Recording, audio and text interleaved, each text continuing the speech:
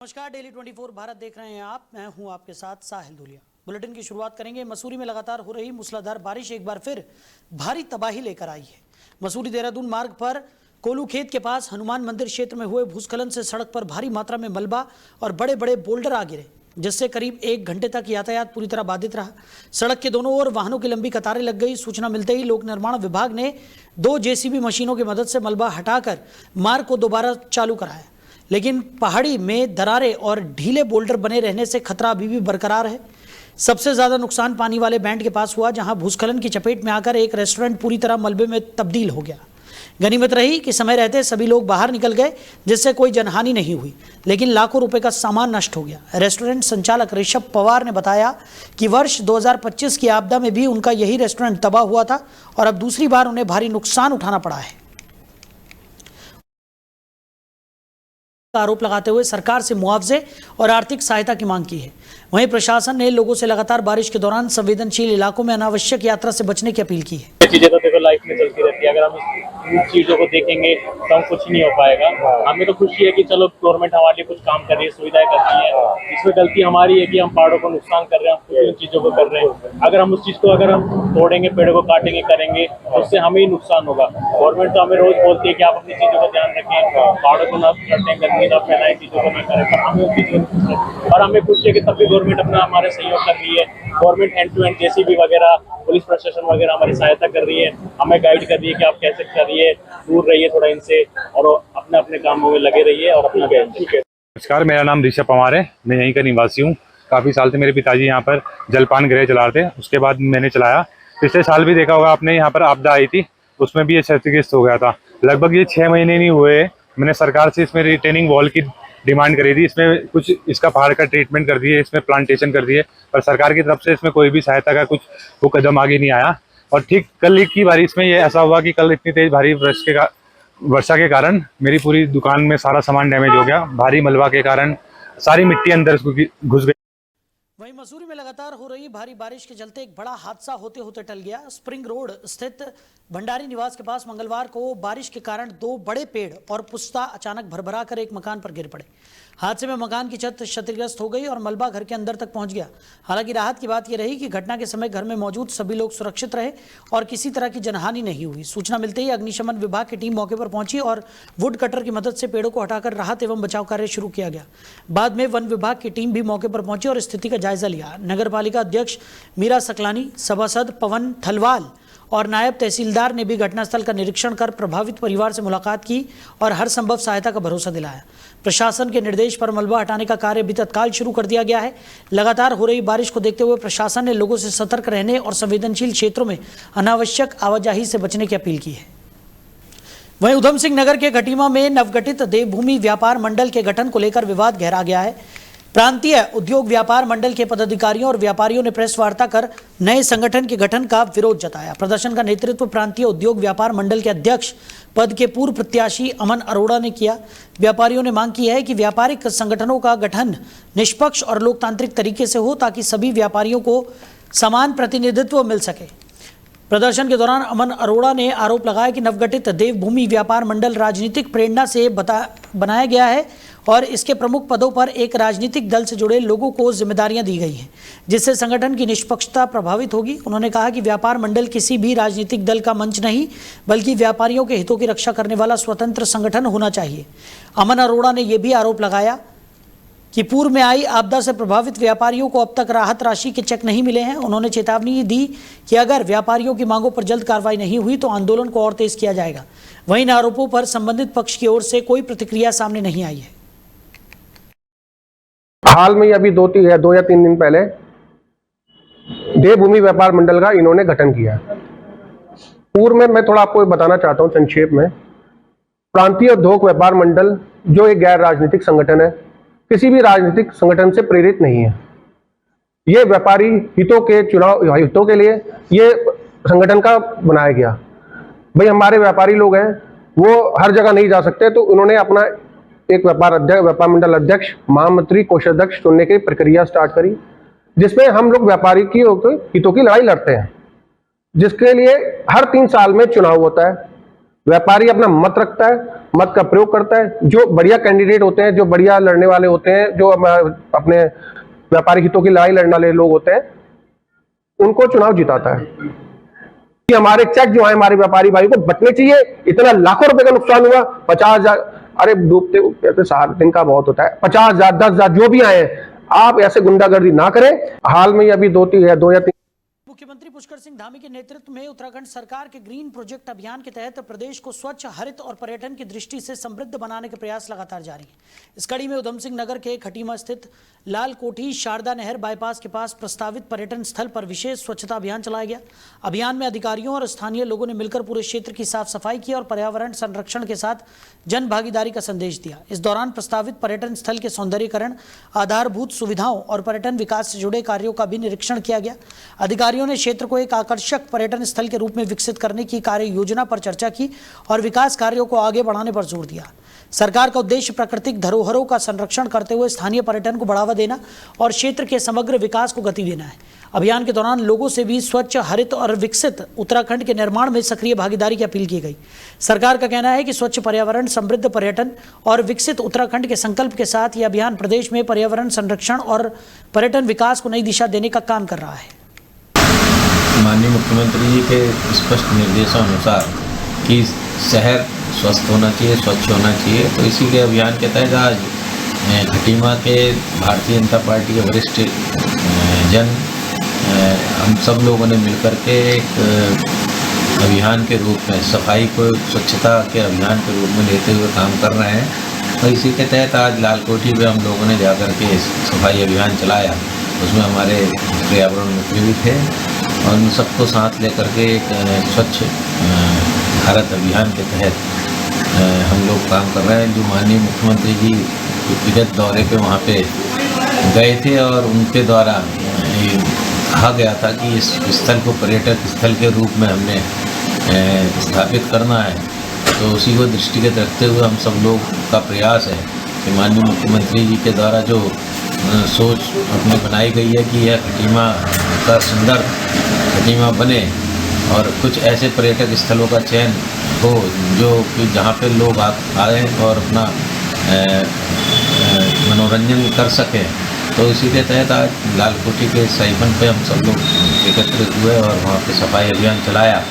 और सभी को एक संदेश भी हम आपके माध्यम से देना चाहते हैं कि प्लास्टिक का उपयोग ना के बराबर करें और करें तो उसको त्वरित उस पर उसका संज्ञान। वहीं मसूरी में लगातार हुई भारी बारिश और भूस्खलन के बाद जनजीवन को सामान्य करने के लिए प्रशासन ने राहत कार्य तेज कर दिए हैं। हालिया आपदा के दौरान बंद हुए मुख्य और संपर्क मार्गों को 24 घंटे के अंदर खोल दिया गया है। अब प्रशासन का फोकस शहर की जर्जर और गड्ढों से भरी सड़कों की मरम्मत पर है। तो एसडीएम राहुल आनंद ने लोक निर्माण विभाग, राष्ट्रीय राजमार्ग और नगर पालिका अधिकारियों के साथ बैठक कर सभी सड़कों को प्राथमिकता के आधार पर गड्ढा मुक्त करने के निर्देश दिए हैं। फिलहाल बारिश के दौरान अस्थायी मरम्मत की जाएगी, जबकि मानसून खत्म होने के बाद स्थायी पुनर्निर्माण कराया जाएगा। प्रशासन ने यह भी पाया है कि कई स्थानों पर निर्माण कार्य का मलबा सड़कों और ढलानों पर फेंका जा रहा है, जो बारिश में बहकर सड़कें बंद होने की वजह बन रहा है। ऐसे मामलों में संबंधित लोगों की पहचान कर कार्रवाई के निर्देश दिए गए हैं। नगर पालिका की अगर बात करें तो नगर पालिका ने भी गड्ढों को भरने का अभियान शुरू करने को लेकर पूरी तैयारियां कर ली है और मलबा फेंकने वालों को नोटिस जारी किए जा रहे हैं। वहीं सभासद जसबीर कौर ने शहर में अधिकृत डंपिंग जोन नहीं होने का मुद्दा उठाते हुए जल्द वैज्ञानिक डंपिंग जोन बनाने की मांग की है। देखिए, सड़कों के हाल तो खैर बदहाल है ही हैं, क्योंकि हमारे यहाँ जो एनएच की रोड है, पीडब्ल्यूडी की रोड है, अभी हाल में ही कुछ रोड बनी थी, परंतु हमने उस समय भी ये मुद्दा उठाया था कि उसकी जो गुणवत्ता सही नहीं थी, परंतु उस ओर कोई ध्यान नहीं दिया गया। और उसमें आपने देख ही लिया 6 महीने बाद जो मोतीलाल नेहरू मार्ग था उसमें तो कैसे नालियां बन गई थी, और अब वर्षा के कारण उसमें आप देख लीजिए उसकी क्या हालत है। सवाई होटल से लेकर गांधी चौक तक उसकी क्या दुर्दशा है। और इधर भी आप देख लीजिए जो लाइब्रेरी से किंगरेड को नीचे रोड जा रही है, उस पर भी आप देखिए किस प्रकार से जो बीच में से नालियां बन गई हैं, तो वो उसकी गुणवत्ता को दर्शाती है। किंगरेड से लेकर और पिक्चर पैलेस तक का भी आप मार्ग देख लीजिए, उसमें भी कितने गड्ढे पड़े हुए हैं।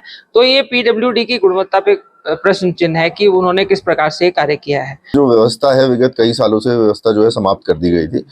कल इस संबंध में अध्यक्ष महोदया द्वारा जो है निर्माण अनुभाग की बैठक ली गई थी और उसमें यही निर्णय लिया गया था कि पूर्व व्यवस्था के अनुसार जो है नगर पालिका स्वयं अपने माध्यम से, क्योंकि जो बहुत छोटे गड्ढे होते हैं उनको एक साथ क्लब करके जो है निविदा आमंत्रित की जाती थी, जिस कारण से जो है उनको भरने में देरी होती थी और लोगों को, जनता को असुविधा का कार्रवाई जो है पीडब्ल्यूडी की टीम के द्वारा करके रोड को दुरुस्त कर दिया गया।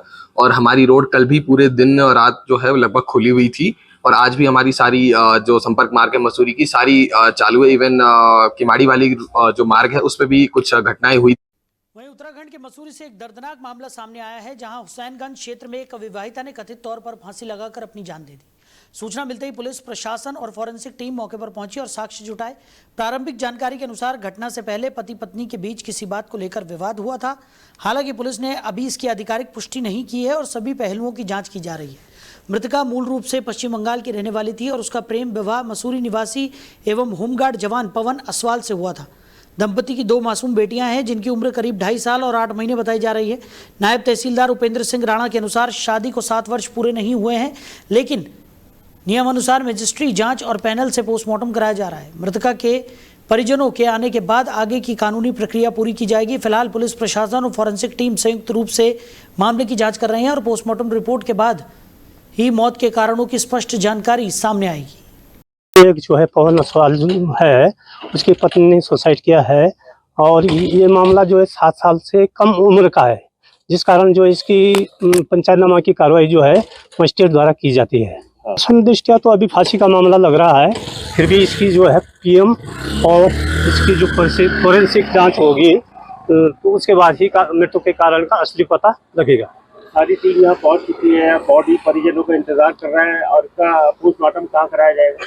इसका पोस्टमार्टम पैनल द्वारा जो है कोरोनेशन में देहरादून में करवाया जाएगा और इनके परिजनों का इंतजार किया जा रहा है। ठीक है, फिलहाल सारी प्रोसेस आपने देख ली है? सारी प्रोसीजर कर ली है, पूरी कर ली, पुलिस की उपस्थिति में, फील्ड यूनिट की उपस्थिति में, सभी की उपस्थिति। वहीं उत्तराखंड के उधम सिंह नगर जिले के खटीमा में भारतीय जनता पार्टी के कार्यकर्ताओं और कुछ सामाजिक संगठनों ने विरोध रैली निकालकर प्रदर्शन किया। प्रदर्शनकारी टनकपुर रोड स्थित मुक्तिधाम से कोतवाली तक पहुंचे और पुलिस को ज्ञापन सौंपकर आरोप लगाया कि कुछ दिन पहले कांग्रेस की एक रैली के दौरान प्रधानमंत्री और मुख्यमंत्री के खिलाफ आपत्तिजनक भाषा का इस्तेमाल किया गया। प्रदर्शनकारियों का यह भी कहना था कि उस रैली में नाबालिग बच्चों को भी शामिल किया गया, जो उचित नहीं है। उन्होंने पूरे मामले की निष्पक्ष जांच कर दोषियों के खिलाफ कार्रवाई की मांग की। वहीं कोतवाली में क्षेत्राधिकारी नीरज सेमवाल ने प्रदर्शनकारियों से वार्ता करते भरोसा दिलाया कि मामले की जांच की जा रही है। उन्होंने कहा कि अगर जांच में किसी के द्वारा आपत्तिजनक भाषा या अभद्र टिप्पणी किए जाने की पुष्टि होती है तो उसके खिलाफ नियमानुसार कानूनी कार्रवाई की जाएगी। फिलहाल पुलिस पूरे मामले की जांच में जुटी हुई है। ये लोकतांत्रिक देश है और प्रत्येक व्यक्ति को अपनी बात कहने का अधिकार है, लेकिन वो बात सार्वजनिक अगर प्लेटफॉर्म से कोई बात कही जा रही है किसी जुलूस के माध्यम से, तो उसका तरीका एक अनुशासनात्मक होना चाहिए, डिसिप्लिन के साथ होना चाहिए। वो बच्चों से गालियां दिलवाना या संवैधानिक पदों पे बैठे हुए लोगों के लिए इतने अपशब्द बोलना कि राह चलते हुए लोग सुन भी नहीं सकते, तो ये बहुत गलत है। इसके लिए पूरी मातृशक्ति और युवा शक्ति मेरे साथ आई है यहाँ, कि जिन लोगों ने भी इन बच्चों को उकसाने का कार्य किया है, इस तरीके से अपने जुलूस में ऐसे प्रदर्शन किए हैं, तो उनके खिलाफ कार्रवाई द्वारा ये बताया गया है कि हम विवेचना कर रहे हैं। तंत्र के चतुर्थ स्तंभ कहलाने वाले सभी पत्रकार बंधुओं को मेरा प्रणाम। और आज आप सभी लोगों की यहाँ पर बात को, विषय को अपने चैनल के माध्यम से रखने आए हैं, आपको साधुवाद। जैसे कि आप सभी को ज्ञात है कि कुछ दिन पूर्व इस खटीमा में, जो खटीमा पूरे प्रदेश में वीरों की भूमि के नाम से जाना जाता है, क्योंकि 1 सितंबर 1994 में किस प्रकार से हमारे पूर्वजों ने अपना बलिदान देके इस प्रदेश को मांगा, उन्हीं का रक्त हमारे अंदर चलता है, उन्हीं के बच्चे हैं। इस खटीमा में कुछ दिन पूर्व एक संगठन द्वारा एक आक्रोश रैली निकाली है। में जो है खटीमा के आम जनमानस के द्वारा एक जुलूस निकाला गया और उस आम जनमानस की मांग ये थी कि जो हाल ही में जो मुकदमा पंजीकृत हुआ है, इस मुकदमा पे इस पुलिस की स्थिति क्या है, इस पुलिस की स्थिति को इसमें क्लियर किया जाए। और उनके द्वारा कुछ मांगें रखी गई थी, पुलिस के द्वारा उनकी मांगों को सुना गया और उनको पूर्ण आश्वासन दिया गया कि उनकी मांगें मानी जाएंगी, उनकी मांगें पूर्ण की जाएंगी। मुकदमा पंजीकृत हो चुका है। मैं आपको थोड़ा बता दूँ कि बेसिकली जो आज ये आम लोगों का जो जुलूस था, इस आम लोगों वहीं उत्तराखंड के उधम सिंह नगर में एक खास कार्यक्रम का आयोजन किया गया, जिसमें सीएम पुष्कर सिंह धामी ने उधम सिंह की प्रतिमा पर माल्यार्पण किया। तस्वीरें आपको दिखाते हैं। बोले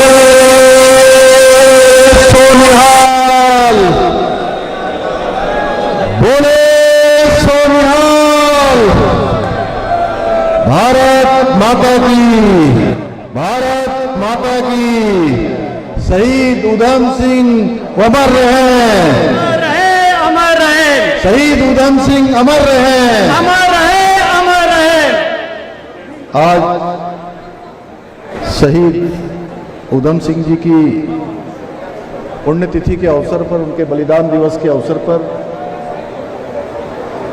आज उनकी प्रतिमा पर माल्यार्पण एवं अखंड पाठ हमारे पूज्य गुरु ग्रंथ साहब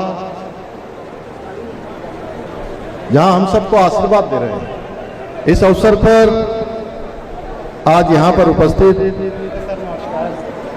उधम सिंह नगर जनपद के प्रभारी मंत्री आदरणीय प्रदीप बत्रा जी, आप सबके अत्यंत ही प्रिय, यहाँ के लोकप्रिय विधायक आदरणीय अरविंद पांडे जी, रुद्रपुर विधानसभा के लोकप्रिय विधायक आदरणीय शिव अरोड़ा जी, भारतीय जनता पार्टी के सम्मानित जिलाध्यक्ष भाई मनोज पाल जी, भारतीय जनता पार्टी के प्रदेश मंत्री और कार्यक्रम के समन्वयक श्री गुंजन सुखीजा जी, अध्यक्ष शहीद उधम सिंह काम्बोज स्मारक ट्रस्ट श्री किशन सिंह काम्बोज जी, जिला पंचायत प्रतिनिधि कश्मीर काम्बोज जी, महासचिव राष्ट्रीय काम्बोज महासभा श्री सुरेश काम्बोज जी, श्रीमती रेखा रानी जी सदस्य जिला पंचायत सदस्य, श्रीमती प्रकाश रानी जी अध्यक्ष क्रय विक्रय समिति, श्री टेकचंद काम्बोज जी अध्यक्ष डेरा बाबा घुम्मन शाह स्मारक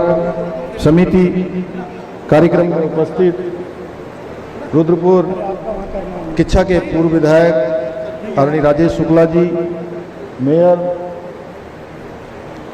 रुद्रपुर और काशीपुर श्री विकास शर्मा जी, श्री दीपक बाली जी, काशीपुर विधानसभा के लोकप्रिय विधायक आदरणीय त्रिलोक सिंह चीमा जी, यहाँ के नगरपालिका के चेयरमैन मिंटू गुंबर जी और सभी यहाँ पर उपस्थित हमारे सुरेंद्र सिंह नामधारी जी, कश्मीर कंबोज जी और सभी उपस्थित और यहाँ उपस्थित बड़ी संख्या में आए हुए सभी हमारे बड़े बुजुर्ग माताएं बहनें और मेरे नौजवान युवा साथियों, मीडिया के सभी मित्र और जिन्होंने आज इस कार्यक्रम का यहाँ पर संयोजन किया है, ऐसे सभी हमारे बड़ी संख्या में उपस्थित सिख समाज के सभी सम्मानित सदस्यों का, हमारे मीडिया के मित्रों का मैं हृदय से स्वागत करता हूं, आप सबका अभिनंदन करता हूं। आप सबके बीच में भाइयों बहनों, आज आप सबके बीच में उपस्थित होकर मुझे अत्यंत प्रसन्नता और आत्मिक संतोष प्राप्त हो रहा है, क्योंकि आज का ये अवसर मेरे लिए दो सौभाग्य का दिन है, जहां एक और पूज्य गुरु ग्रंथ साहब के पावन अखंड पाठ में सम्मिलित होकर पावन वाणी का कुछ समय के लिए सुनने का अवसर मिला, गुरु साहब के दरबार में माथा टेकने का अवसर मिला। वहीं दूसरी ओर मां भारती के अमर सपूत, जिन्होंने महान स्वतंत्रता संग्राम के लिए अपने प्राणों का बलिदान दिया, उनकी प्रतिमा पर श्रद्धा सुमन अर्पित करने और उन्हें विनम्र श्रद्धांजलि अर्पित करने का भी सौभाग्य प्राप्त हुआ। और यह समागम वास्तव में वीरता और पवित्रता का एक अद्भुत संगम है। भाइयों बहनों, जब हम शहीद सरदार उधम सिंह जी के त्याग और बलिदान का स्मरण करते हैं तो हमारा सीना गर्व से चौड़ा हो जाता है कि वर्ष 1919 का जलियांवाला बाग हत्याकांड भारत के इतिहास का वो काला पन्ना था जिसने हर भारतवासी को, हर देशवासी का हृदय को दुखों से द्रवित कर दिया था, या मैं कहूं कि हर एक के छीने पर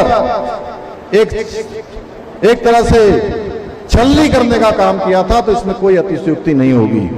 उस नरसंहार की पीड़ा को शहीद उधम सिंह जी ने 21 वर्षों तक अपने सीने में दफन करके रखा, अपने भीतर जीवित रखा, और लगातार उस प्रतिशोध को उन्होंने पालने का काम किया।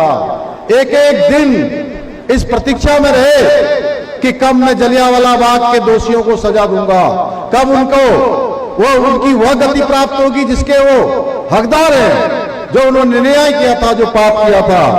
और 7 समुंदर पार जाकर उन्होंने उस अन्याय का प्रतिकार किया और पूरे विश्व को भारत के स्वाभिमान का संदेश दिया कि भारत की धरती पर ऐसे भारत माता के सपूत पैदा होते हैं जो 7 समुंदर पार जाकर भी बदला लेने का काम करते हैं। शहीद उधम सिंह जी का जीवन हमें साहस, स्वाभिमान और राष्ट्रभक्ति ये सब सिखाता है, और वो एक ऐसी अमर गाथा है जो आज भी प्रत्येक देशवासी के राष्ट्र के प्रति अपने सर्वोच्च दायित्व को निभाने की प्रेरणा देता है। हमारे नौजवानों में, युवाओं में, नवोदित बच्चों में आज देशभक्ति की भावना को संचार करता है। भाइयों बहनों, राष्ट्रभक्ति की ये भावना और त्याग का जज्बा हमें श्री गुरु ग्रंथ साहिब जी की पावन बाड़ी से ही प्राप्त होता है, और श्री गुरु ग्रंथ साहिब जी से हमें मानवता, करुणा, सत्य और निस्वार्थ सेवा की सीख मिलती है। किस प्रकार का जीवन होना चाहिए। गुरुवाणी में कहा गया है, कम खाना, कम सोना और लगातार प्रयास करते रहना, लगातार साधना करते रहना। ये गुरुवाणी हमको प्रेरणा देती है, हमको सीख देती है। सर्वदा भला का उनका संदेश केवल सिख समाज के लिए नहीं, बल्कि पूरी मानवता के लिए कल्याण का मंत्र है, पूरी मानव जाति के लिए कल्याण का मंत्र है। यही कारण है गुरु परंपरा ने हमेशा समाज को जोड़ने का काम किया है, कमजोर और जरूरतमंदों की सेवा करने के लिए, और राष्ट्र हित को सर्वोपरि रखने की प्रेरणा दी है। और गुरु साहब के इसी आशीर्वाद और शहीद सरदार उधम सिंह जी जैसे वीरों के कारण ही आज हमारा सिख समाज देश और राज्य की प्रगति में अपना एक विशिष्ट योगदान दे रहा है। ये तराई की जब मैं बात करता हूं, कल पंजाब का एक चैनल वो मेरा इंटरव्यू लेने आए थे। मैंने उनको कहा कि इस तराई को आबाद करने में हमारे इस समाज का बहुत बड़ा योगदान है। इस समाज ने काफी पसीना बहाया, यहां पर मेहनत की, चाहे आज सीमा पर देश की रक्षा करना हो, अनाज उत्पादन करना हो, या फिर किसी संकट के समय में सेवा के लिए लंगर लगाना हो, इसके माध्यम से मानवता की सेवा करनी हो, हमेशा ये समाज आगे चढ़ के भाग लेता है, हमेशा अग्रणी रहता है। देवभूमि उत्तराखंड के विकास में, यहाँ की उन्नति में, यहाँ की सामुदायिक सांस्कृतिक समृद्धि में भी हमारे इस समाज का योगदान बहुत अतुलनीय है। और आज के इस अवसर पर मैं आप सभी को विश्वास दिलाता हूं कि हमारी सरकार समाज की समृद्ध सांस्कृतिक विरासत, महापुरुषों के सम्मान को अक्षुण्ण बनाए रखने के लिए विकल्प रहित संकल्प, ऐसा संकल्प जिसमें कोई विकल्प नहीं है, ऐसा मिशन जिसमें कोई ऑप्शन नहीं है, उसके साथ निरंतर कार्य कर रही है। मुझे पूरा विश्वास है हमारे इस संकल्प को सिद्धि तक पहुंचाने में आप सभी का सहयोग हमें इसी प्रकार मिलता रहेगा। भाइयों बहनों, एक बात मैं यहां पर जरूर कहना चाहता हूं कि आप सब लोगों ने लगातार आपके बीच में से मांग उठती थी कि शहीद उधम सिंह जी का जो जीवन है, वो बलिदान का जीवन, अदम्य साहस, वीरता, पराक्रम का जीवन, वो आने वाली हमारी पीढ़ियां उसको हमेशा स्मरण में रखें, हमेशा उनकी यादों में वो जीवित रहें, उनके जीवन से वो हमेशा प्रेरणा लें। इसलिए यहाँ एक बड़ी प्रतिमा उनकी लगाई जानी चाहिए, ऐसी बात बार बार उठती थी। और आज मैं यहाँ के आपके कार्यक्रम के बाद यहाँ पर अनेक कार्यक्रमों का जो आपका लंबे समय से बस अड्डा यहाँ पर बन रहा था, वो बस अड्डा आज जनता को समर्पित हो रहा है, आप सबकी सेवा में समर्पित हो रहा है। अनेक यहाँ के विकास कार्य समर्पित हो रहे हैं। उसके बाद में वहाँ कलेक्ट्रेट परिसर में आज उस प्रतिमा का भी वहाँ जाकर उसका भी लोकार्पण आप सबके आशीर्वाद से वहाँ करने वाला हूँ। इन्हीं शब्दों के साथ एक बार पुनः मैं पूज्य गुरु ग्रंथ साहब जी के श्री चरणों में नमन करता हूँ।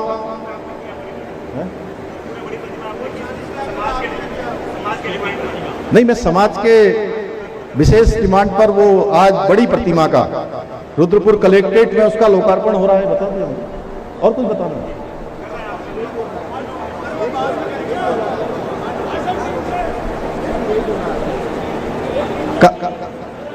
नहीं, देखिए जो भी यहाँ पर जरूरत होगी, जहाँ भी जो भी आप लोग सब लोग कहेंगे, संगत के लोग कहेंगे, हमारे हम लोग उसको करेंगे। एक बार फिर से मैं अमर शहीद सरदार उधम सिंह जी को फिर से भावभीनी श्रद्धांजलि अर्पित करते हुए और आप सबका